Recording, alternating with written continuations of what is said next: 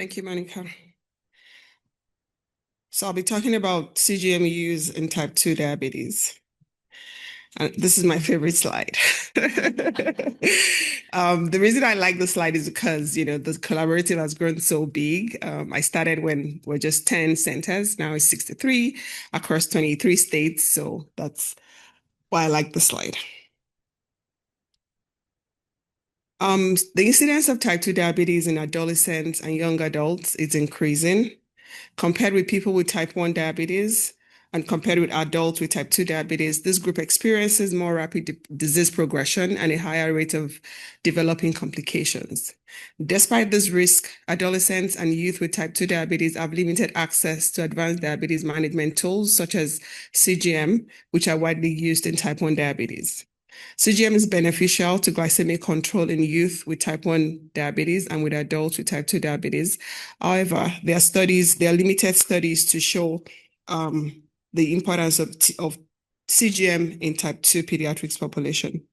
American Diabetes Association recommends that CGM be offered to all youths with type 2 diabetes that are on insulin therapy. For methodology, like Monica said, we established the type 2 pediatrics registry at T1D Exchange. The T1D faculty at the 25 centers identified core outcomes, including CGM that will be benchmarking. 15 of the centers provided baseline CGM data for 2024, and 6 centers shared monthly CGM data with us via the Smart Sheet from September 2023 to July of 2025.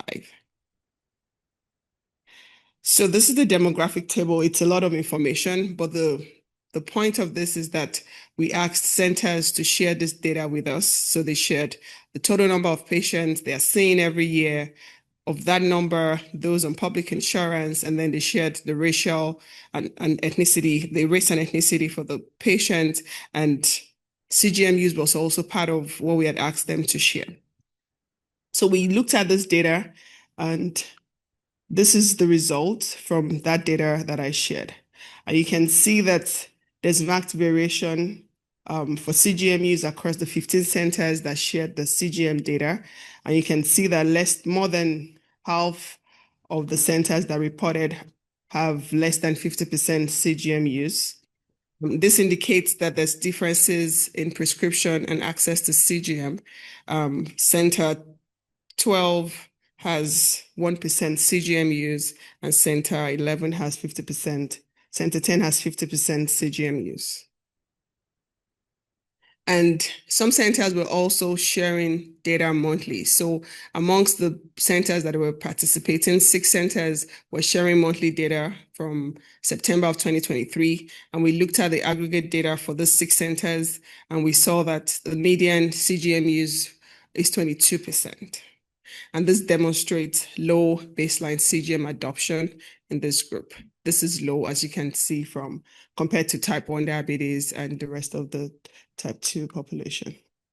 One of the limitations of our study is that our analysis was based on baseline and aggregate data reported by only participating centers. And then we didn't really look at CGM use amongst those using insulin alone. In conclusion, baseline data from participating centers demonstrates low CGM use among adolescents and youth with type 2. And given the rising prevalence of type 2 diabetes in this population, there's a need to increase CGM use in this population to improve glycemic outcome and reduce morbidities. Acknowledgement, we're grateful to the co-chairs of the Pediatric Type 2 Committee. It's such an engaging committee, and we're thankful. We also want to thank all the faculty that participates in the monthly meetings with this group, and we're grateful to the EMSI Charitable Fund for supporting the collaborative. Are there any questions?